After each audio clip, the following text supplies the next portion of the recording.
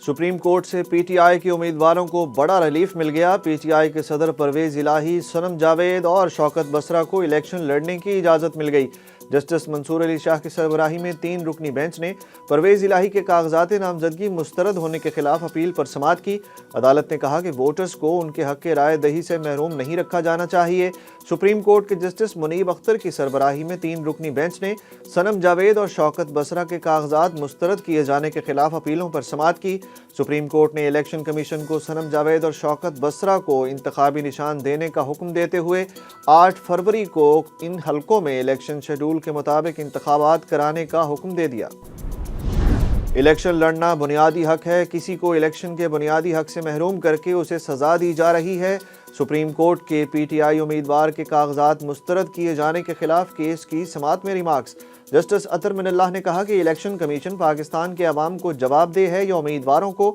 Election commission ने पाकिस्तान के अवाम को जवाब देना है। जस्टिस मंसूर ने कहा कि इलेक्शन कमीशन को मालूम होना चाहिए था कि अदालतों में केसेस आएंगे। अदालत ने पीटीआई उम्मीदवार उमर असलम की दरख्वास्त मंजूर करते हुए उन्हें इलेक्शन लड़ने की इजाज़त दे दी।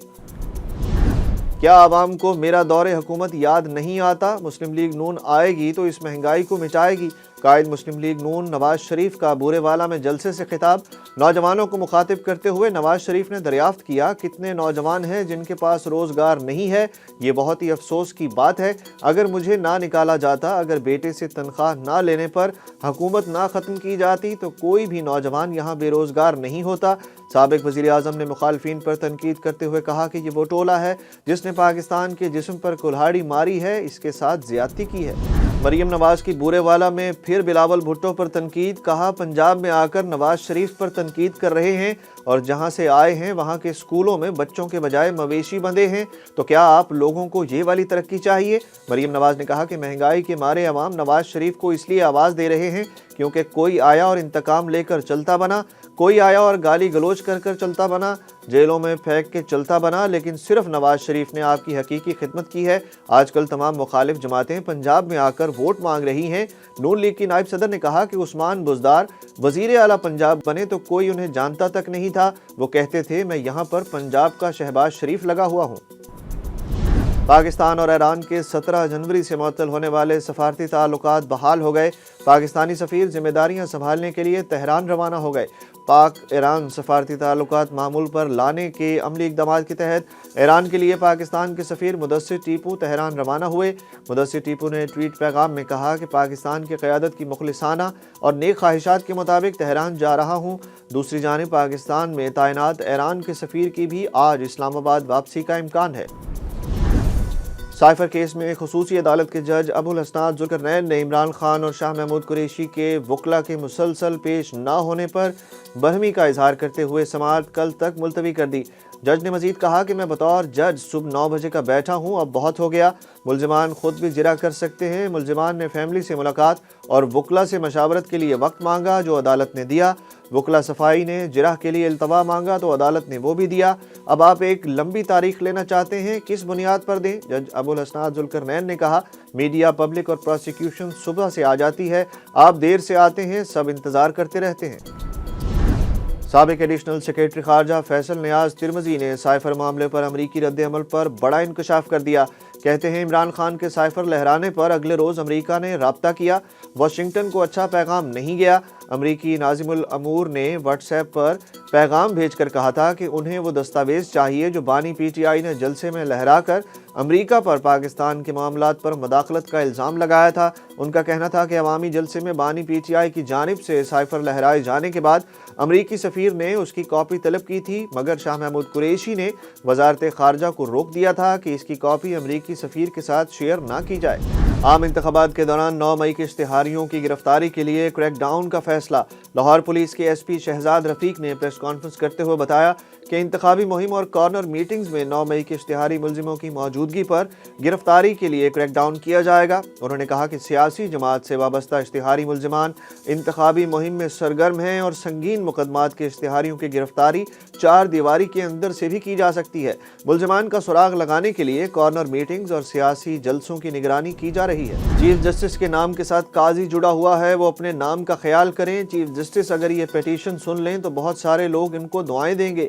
बानी पीटीआई इमरान खान की बहन अलीमा खान की अडियाला जेल के बाहर गुफ्तगू। बोली बानी पीटीआई बार बार कह रहे हैं कि सीसीटीवी फुटेज किसने चोरी की। पाकिस्तान में तमाम इदारों के अंदर कैमरे मौजूद हैं। फुटेज का कहा गया कि सारी चोरी हो गई है, जिसके पास है मंगवाएं। अलीमा खान ने कहा कि शाह महमूद कुरैशी ने जज को कहा, मैं यहाँ कैद में हूँ, मेरे घर पर छापा मारा गया। इमरान खान ने कहा है कि सब लोग बाहर निकलें, चाहे उनके हाथ बंधे जाएं या फिर पांव। बगैर इजाज़त पीटीआई वर्कर्स कन्वेंशन करने पर जावेद हाशमी के 2 दामाद, 2 नवासों समेत 36 अफराद के खिलाफ मुल्तान में मुकदमा दर्ज कर लिया गया। मुकदमा थाना मखदूम रशीद में SHO इंस्पेक्टर मोहम्मद अमीन की मदीयत में दर्ज किया गया। पंजाब पुलिस ने बताया कि मुकदमा कार्य सरकार में मुदाखलत और पुलिस एहलकारों पर हमला करने पर दर्ज किया गया। लतीफ़ खोसा के बेटे को हिरासत में लेने के बाद छोड़ दिया गया। खानदानी ज़राए के मुताबिक शहबाज लतीफ़ खोसा को लाहौर डिफेंस फेज़ 3 से हिरासत में लिया गया। खुरम लतीफ़ खोसा का कहना है कि मेरे भाई शहबाज खोसा को पुलिस ने छोड़ दिया है और अब वो घर आ चुके हैं। पुलिस के मुताबिक लतीफ़ खोसा के बेटे को DHA सिक्योरिटी ने मस्जिद के बाहर पम्फलेट तकसीम करने पर पकड़ा था। DHA सिक्योरिटी ने पुलिस को बुलाया था, जिन्होंने शहबाज खोसा को छोड़ दिया। मुल्क में रुपए की मुकाबले में डॉलर की कदर में कमी, स्टॉक मार्केट में कारोबार का मनफी रुझान।